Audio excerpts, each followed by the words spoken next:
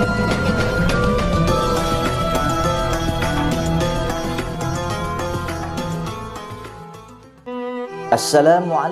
warahmatullahi wabarakatuh. Bismillah walhamdulillah.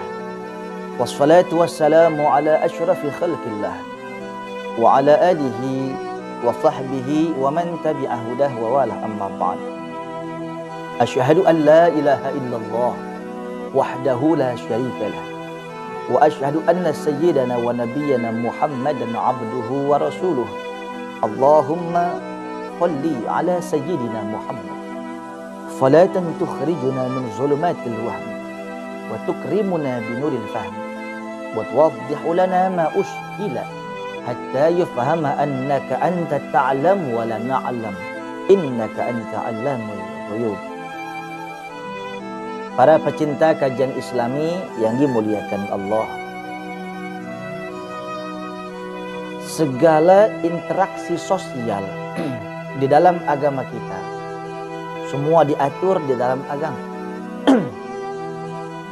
Kalau bahasa agama kita muamalah, ada yang disebut al-bai' jual beli, ada yang disebut syirkah, kongsi dua belah pihak untuk usaha, ada mudharabah bagi hasil, ada rohan gadai, ada kafalah tanggungan takaful atau asuransi, ada wadi'ah titipan, dan ada sebagainya. Termasuk diantaranya adalah ad-dain, utang piutang. Waktu yang singkat ini Al-Fakir ingin fokuskan dengan satu title yang sangat sederhana tapi berbahaya kalau kita nggak paham secara utuh. Ad-dain, utang piutang. Muamalah jenis ini dibolehkan di dalam agama kita. Orang yang berhutang, orang yang berpiutang, dan apa yang dijadikan hutang. Tentunya Al-Quran mengajarkan kepada kita, wa iza tadayantum bidainin ila ajalin musamman faktubuh.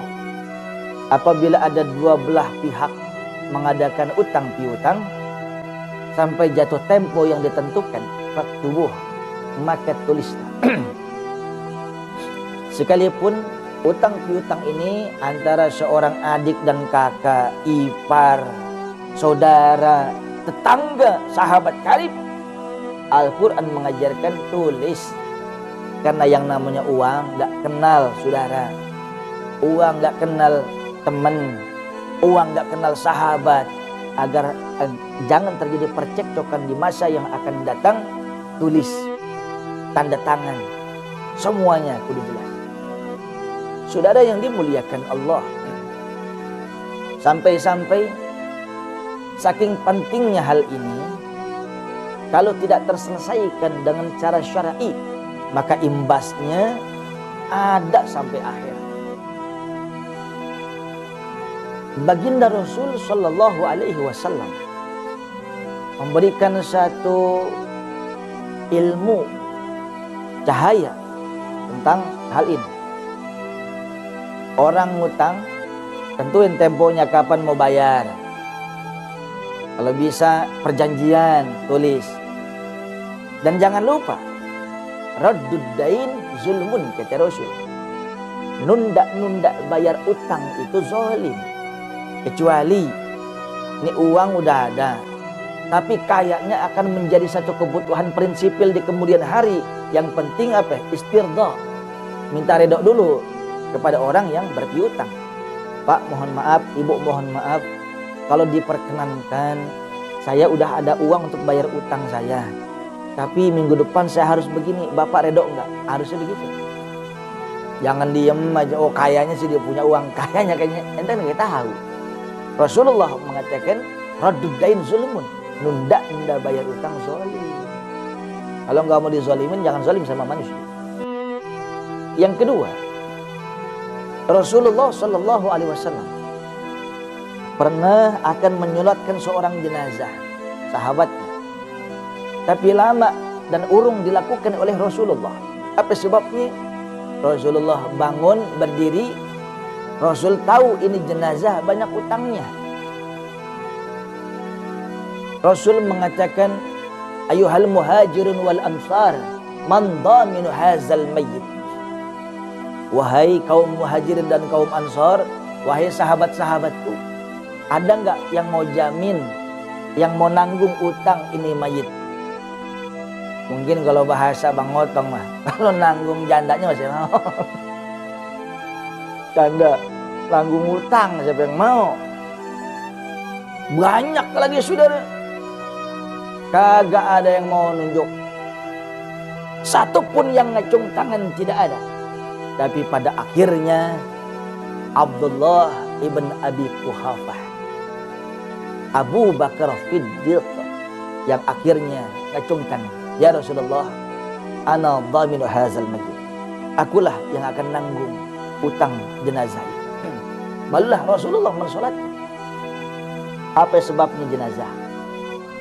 Apa sebabnya sosok seorang jenazah yang ketika disolatkan oleh Rasulullah seandainya belum bayar utang, maka secepat mungkin jenazah yang sudah disolatkan akan cepat masuk ke liang kubur. Maka dampaknya karena utang belum terbayar akan menjadi siksa di kuburan. Makanya Rasul tahan. Saudara yang dimuliakan Allah, perkara menanggung hutang tidak mesti langsung bayar. Yang terpenting ada pengalihan kewajiban, pengalihan tanggung jawab. Contoh, sering kita dengar sebelum kita sholat jenazah ada perwakilan dari keluarga. Seluruh hadirin, apabila almarhum, almarhumah punya utang piutang, maka tolong kabarkan kepada kami, insya Allah kami akan tanggung dengan cara kekeluargaan. Sering dengarkan begitu?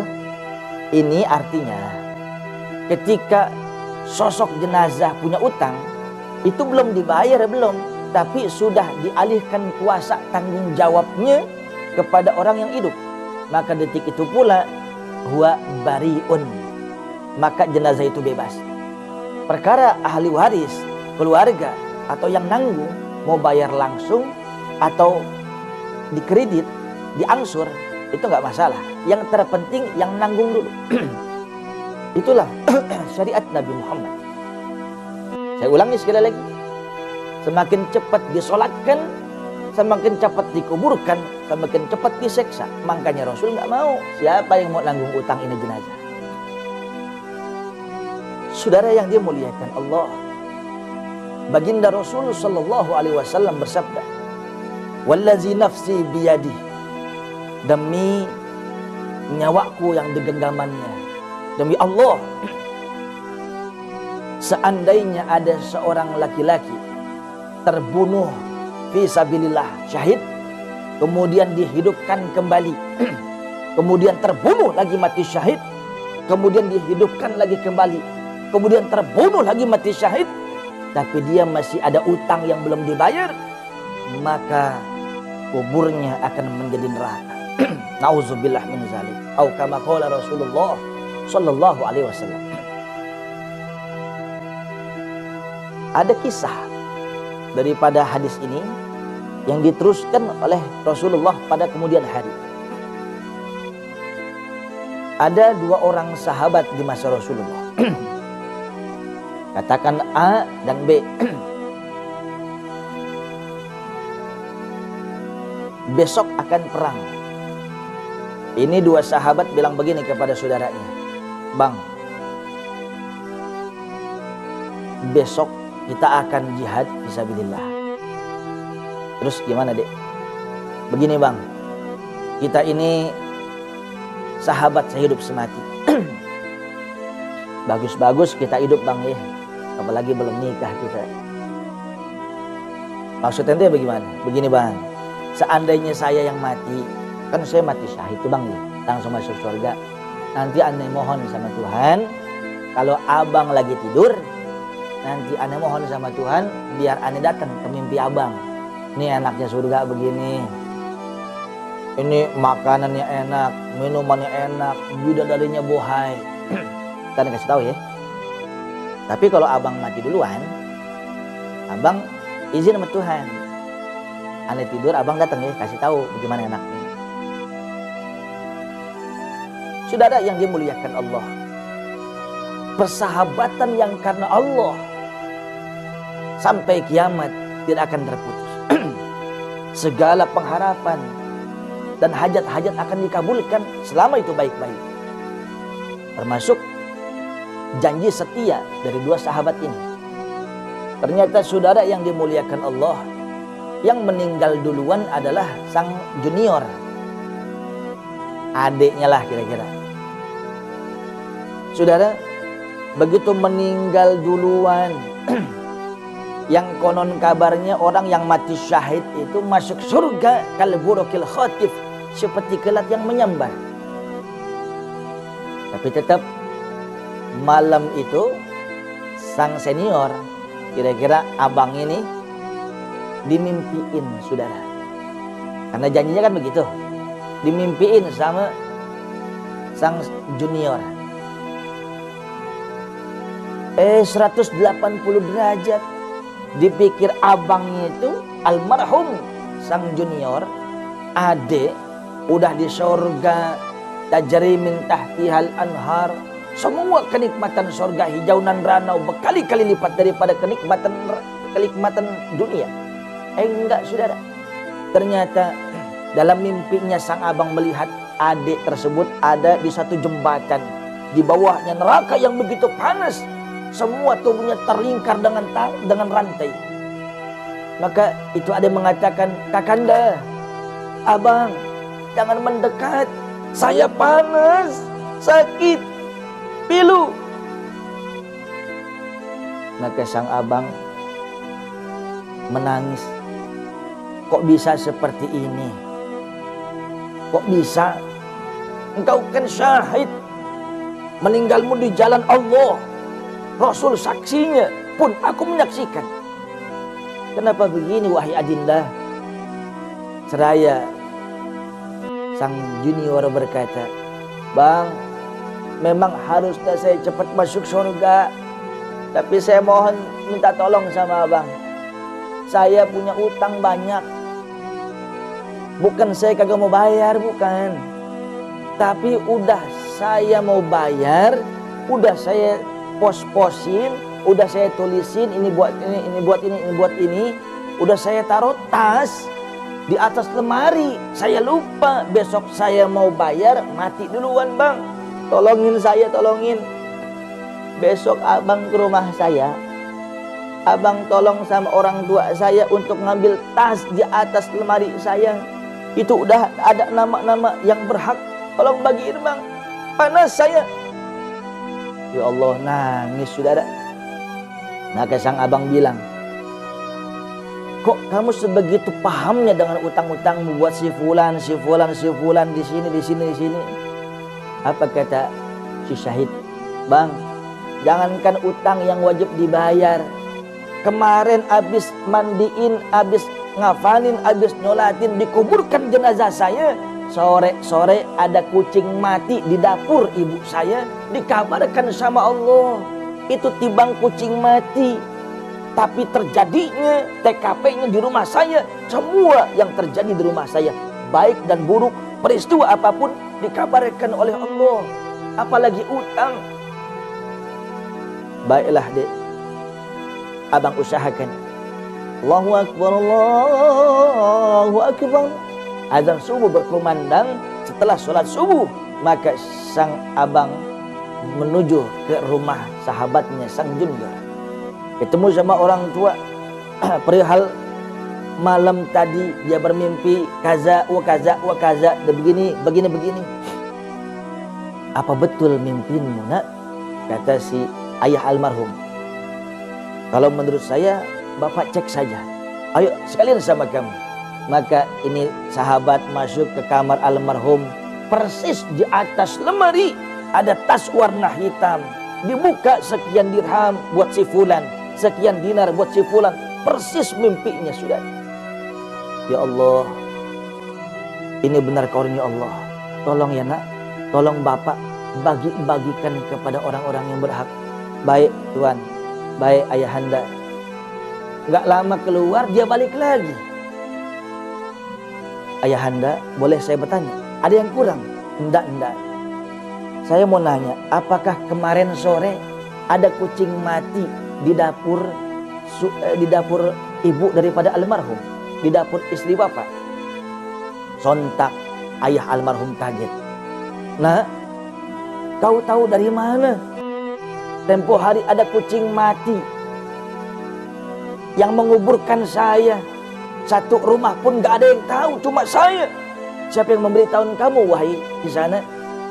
Apa jawaban itu sahabat daripada anaknya almarhum? Bapak, Ayahanda, yang memberitahukan saya adalah almarhum semalam. Kalau apa saja yang terjadi di rumah ini dilaporkan kepada orang yang sudah wafat, termasuk permasalahan kucing mati. Makanya hati-hati jamaah, hati-hati wahai sahabat, hati-hati dengan harta warisan. Dengan harta warisan, kalau kita amanah, insya Allah tersenyum almarhum. Tapi dengan harta warisan malah ribut antara kakak dan adik, malah berselisih, malah putus silaturahim.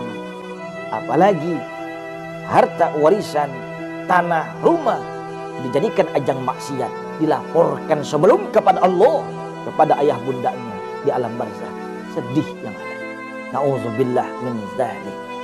Saudara yang dimuliakan Allah, ketika setelah dibagikan itu semuanya, alhamdulillah dimimpikan lagi itu sang abang sudah di alam surga. Itu yang syahid, yang dijamin surga. Masuk seperti kilat. Apalagi kita.